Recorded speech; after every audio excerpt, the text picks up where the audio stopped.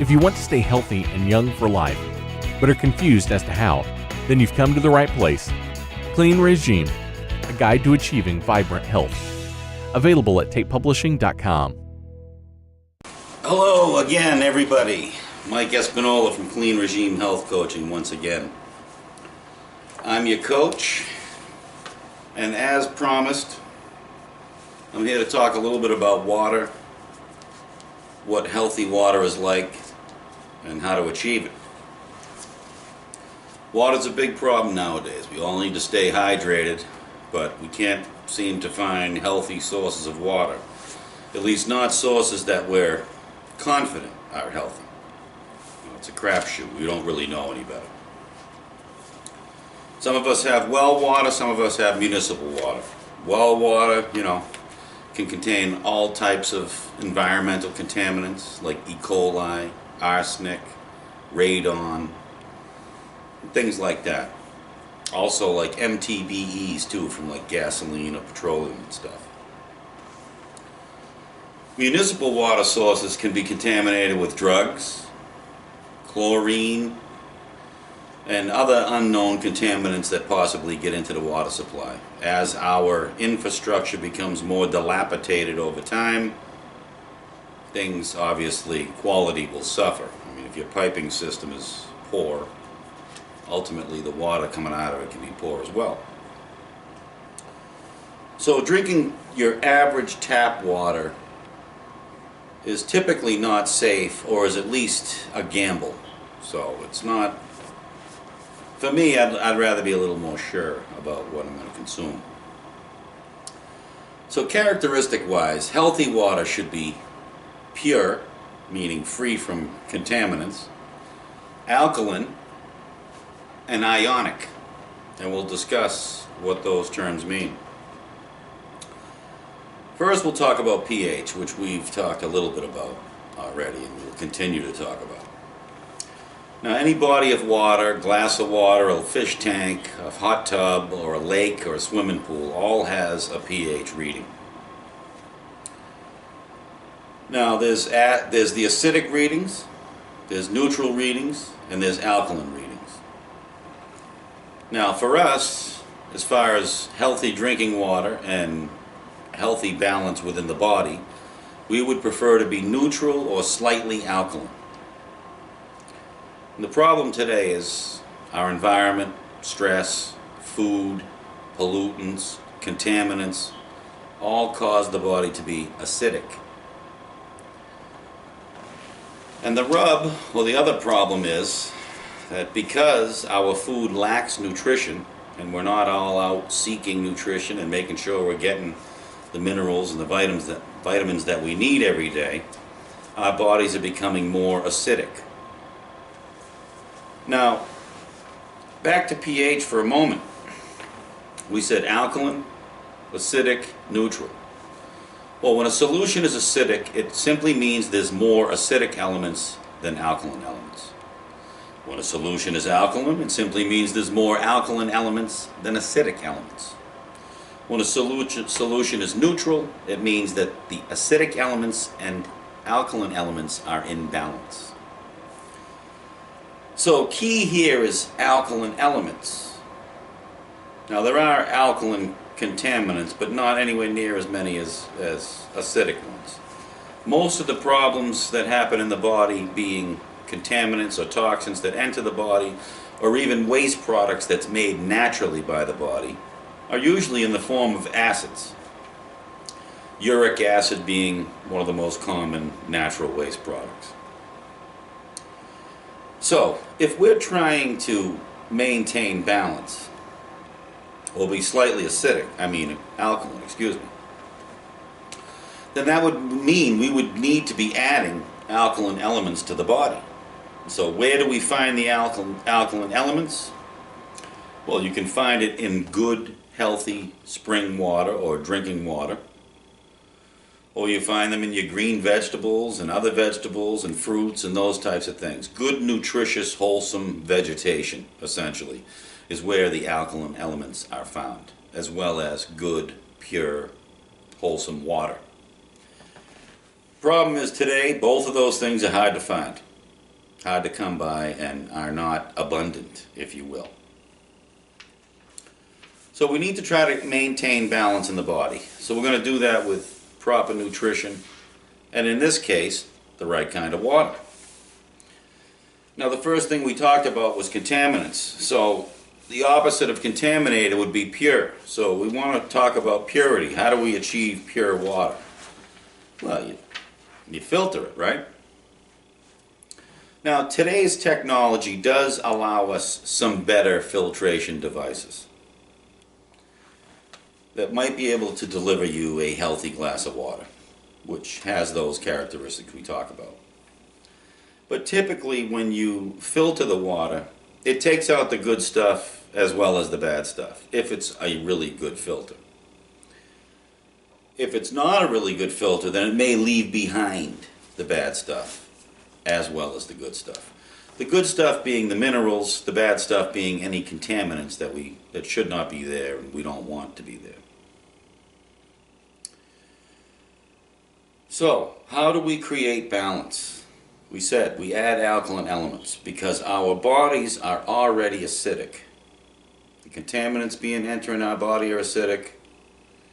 Unfortunately, most of the beverages that we drink are also acidic. So you say, well, I'm going to drink more water and I'm going to create balance in the body. Well, if your water itself is not alkaline at all and is itself acidic, it cannot promote alkalinity in the body. Now, if it's 6.99999 and that close to neutral, then it may raise your pH, but it's still never going to bring you across the line into alkalinity, which is where we want to be, slightly alkaline. An example of this would be blood. Blood has a small window of variable in pH before you have real health problems like coma or death. It's like 7.35 to 7.41, but it is an example of being slightly alkaline, in other words. So that's really where your body would like to be. So we need to try to achieve water that is alkaline, pure, and ionic. Now the problem again with the filters or drinking purified water is that it's dangerous. It's not structured, it's not colloidal, it's acidic in itself because it only contains two elements, hydrogen and oxygen, both of which are acidic elements, and therefore cannot promote alkalinity, but worse yet can actually rob you of your already low mineral stores. And if you don't have a mineral store, it'll start dissolving your bones and joints and can cause osteoporosis and arthritis and those types of things. So water needs to be mineral laden, structured properly so it can be colloidal. So if you drink purified water or distilled water on a regular basis, you're harming yourself. You're dissolving your bones. The water literally needs to be digested first before it can be absorbed. Water without minerals groups together in too large of molecule groups and is not colloidal, won't pass through the cellular wall. So by structuring it with minerals, it breaks it down into smaller groups, becomes colloidal, and then can pass through the cellular wall. Not only that, but we want to put in a balance of acidic and alkaline elements in order to create a neutral solution or drinking water. So there's the purity part, and by having slightly more alkaline elements than acidic elements, we create the alkaline part. Now, the next thing is being ionic, or having electrolytes, or the ability to neutralize free radicals. That's where the ionic part comes in, and it simply means that the alkaline elements carry with them an extra electron. So anything any particle that's not neutral, that has an extra electron or one less electron, is either positive or negative and is also an ion. So electrolytes in this case are negative ions because they carry an extra electron. Now what this does is, Free radicals are the opposite. Free radicals are elements that are missing an electron. By nature, they want to be neutralized. So they want to grab electrons. Well, electrons, as we know, is electricity and electrical flow. So when you have particles robbing electrons, they're actually robbing information from your body that's trying to pass through your body from cell to cell, brain to organ, what have you, as well as other types of chemical reactions. So the bad ones, the free radicals that age us and oxidize our cells and kill our cells and burn up our cells, are called free radicals. They are missing an electron, so they are positively charged. So here comes the positive ion, and here comes the negative ion. Now the negative ion has the extra electron. So it gives it to the free radical. It now becomes neutral because it had an extra electron. Now it's neutral because it's even number of protons and electrons. And now it has also neutralized the free radical by giving it the extra electron, so it now has a neutral charge as well. That's how antioxidants work. So it's important that your water be ionic. Now this water we're talking about is not easy to come by. At one time it may have been coming out of the ground all over the place and running down streams and things, but due to pollution and environmental issues, it's just not the case anymore. So there are a couple ways to do it. Again, we said there are some filters today that can do the job pretty well. But my issue with the filter is if you're using a source of water that already lacks a particular mineral, even if the filter is made to leave behind the good minerals and take out the bad stuff, there weren't any of those minerals there in the first place, so it's not going to create them out of nothing. So if it's missing magnesium or manganese or potassium or whatever elements you'd prefer to have in your water, then the filter's not going to do it. But again, certainly better than drinking plain tap water. Next is to start out with a pure form of water, like distilled or ultra purified, and literally put minerals back into it, which you can buy all kinds of mineral kits nowadays and alkalizing boosters and those types of things to create a good drinking water, just like we're talking. So you take distilled water, which again, no good, not safe to drink by itself, needs to be structured, want it to be alkaline. You put minerals back in it that structure and alkalize the water. Beautiful, you're all done. So this is the preferred method for us, and this is how we've been doing it for 10 years.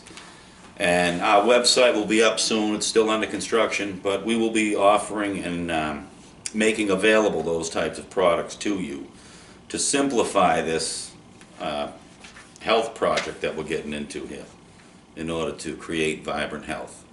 Because we don't want it to be an enigma, and we're not trying to hide things from you. We're trying to do exactly the opposite. Educate you, get you in the right mindset, show you how to make it happen, get it done, make it a routine, make it your new regime, and after that it's easy. So we talked about the good water and what the characteristics are. Now, our bodies are also made of water. Now the reason we want the good alkaline water is to try to change the pH of the water within our bodies, because as we drink the water, that water becomes the water of our body. And at the same time, there's different chemical reactions going on within our bodies, which is changing the pH of that intracellular fluid, if you will. Now, again, we talked about today, we're unaware of this. A lot of us aren't drinking enough water or any water. There are very few beverages, if any, in the grocery store or the convenience store or at the coffee shop that is in itself alkaline, so can promote alkalinity in the body. Just 99% of the beverages that you're going to buy and drink, are they themselves acidic? So some of them are healthy and safe to drink, some of them are contaminated and very unhealthy and unsafe, but regardless, on this basic level of pH, acidic, and cannot promote alkalinity.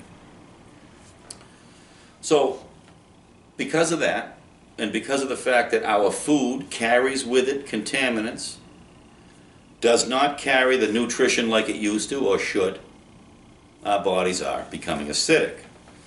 And again, we don't want that. We want to create balance in our bodies. Now, some of the ramifications of being acidic is, well, quite frankly, your organs don't like to bathe in acids. So as soon as your intracellular fluid is acidic, or below 7 on the pH reading, it's acidic, and your body doesn't like it, your organs don't like it. And as this situation gets worse, and we are unable or unaware that we need to give our body the nutrition and alkaline elements that it needs, our body goes into some survival modes, and it has different ways of dealing with acids. And it depends on your genetics and your body chemistry, what method your body is going to use. But it's going to have to use one of the methods in order to deal with the acids. Because again, the acids aren't, it's not a healthy situation. Your organs do not like to bathe in acids. So your body is going to take emergency-like survival steps in order to deal with acids. So one way the body deals with acids is by taking the number one most abundant alkaline element found in the body, which is calcium, which resides mainly in our bones and joints and teeth, mainly, and uses that to neutralize acids. Now this is a problem because we don't want our body to be stripped of the calcium, which is the infrastructure of our frame and, our well-being, if you will. So it's called osteoporosis or joint loss or cartilage being dissolved, and those types of things. These are the types of things that happen when your body's acidic, and by giving up calcium, your body's able to neutralize these acids, and then they can be gotten rid of, or they can be stored more safely. Because again, by adding calcium to an acidic solution, we're going to raise the pH. It's not going to be as acidic because we've added alkaline elements, in this case calcium. Problem was, it came from our bones. Now, this is the issue with people with gout and arthritis and calcium deposits in your joints. That's exactly what's going on. Your body is using calcium to try to neutralize that acid. Now, we spoke earlier about the pH of your blood and how it's a small window of variable, and if it varies too much, high or low, you're going to end up dead or in a coma. So because that's true, your body can't take acidic waste and just dump it into the bloodstream so it can be gotten rid of, because you'd too rapidly lower the pH of your blood, and you'd go into a coma and or die. So obviously your body's not going to do that. So again, these acids, these acidic wastes, they have to be neutralized first before they can be gotten rid of. Today we're dumping in more acids, and we're not delivering the nutrients or the alkaline elements. So the acidic waste is getting trapped in the body, and your body's taking survival steps in order to deal with it. The first one we said was robbing calcium. Another one is using fat. Fat is a good buffer for acids. So when your body's, if you have the genetic ability to be fat, because believe it or not, some people don't. I mean, it's common nowadays, but not everybody can get fat. And without fat, your body would have to do something different. But if you're capable of putting on fat, or you have a lot of fat, or your body will add fat as needed, it's a good buffer, and you can store acidic waste in your fat cells and keep it away from your organs as a safety method. Now, it sounds gross, I know, because in fact you're taking trash and storing it, in the other room there, instead of getting rid of it, instead of taking it out. So it's not the preferred method. These are survival methods. Now, this is also one of the reasons why you can't lose weight. Not only due to the metabolism issues, metabolic issues, but when fat is toxin or chemical laden, again, your body's not going to just burn that up, because all of a sudden you're going to get all these toxins released into the body and you're going to have a problem. So this is why we talk about diet, cleansing, detox being more important than exercise at first. Because if your body's toxic, you're malnourished and dehydrated, going to the gym to work out is not necessarily going to deliver you the results you want. Health includes working out and movement, but it doesn't. You've got to heal your body first. So these are some of the things that are going on. So your body uses fat to buffer acids that can't be getting rid of due to a lack of nutrition. And you cannot burn that fat off until you deal with the toxins first. Which is why detox first, exercise later. Detox for two reasons. One is make the fat burnable. Two, give your body what it needs and a chance to heal first before you start running the race.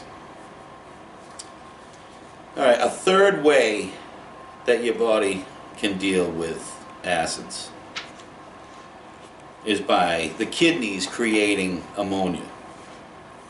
Now, some of us have cats, and you know, after a while you get an ammonia smell. You can get an ammonia smell out of the litter box. Same concept. Now this is, I don't know if it's worse than osteoporosis, but it's not a good situation for the kidneys. And you can get the kidney stones too. In my belief, kidney stones are caused due to an acidic situation in your body dealing with acids. I mean, try to have my doctor tell me, oh, you're eating dairy products. Dairy products are weak as far as calcium goes. I mean, chickpeas and celery have 100 times the amount of calcium as a glass of milk. So, you know, did I get a calcium kidney stone from eating too much vegetables?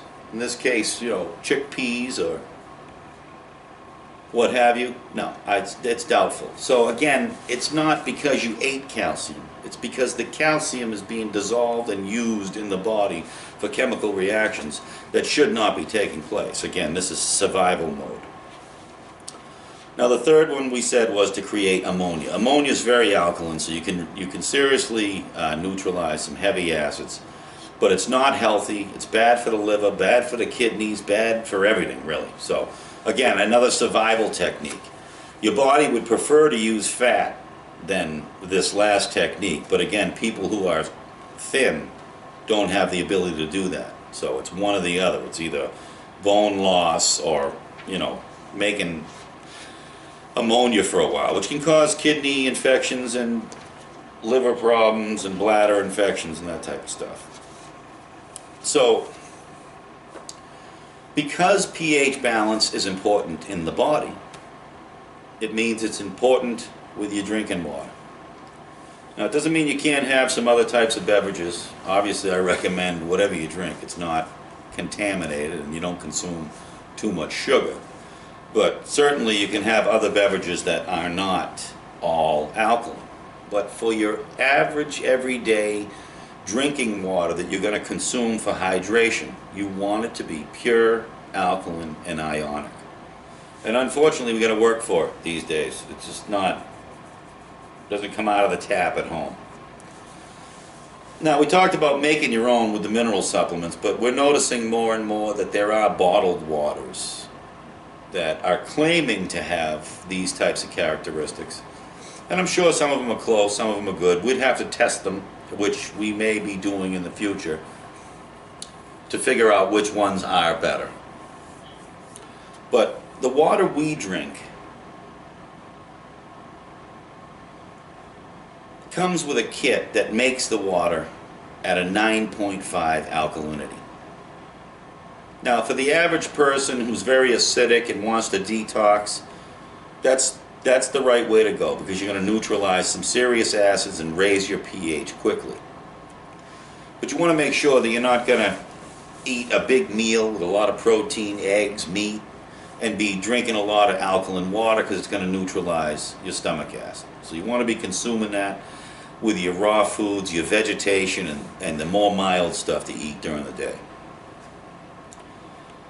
If you were to get a bellyache from drinking it, you can simply add a little lemon juice or a little apple cider vinegar to another glass of water. That'll make it acidic.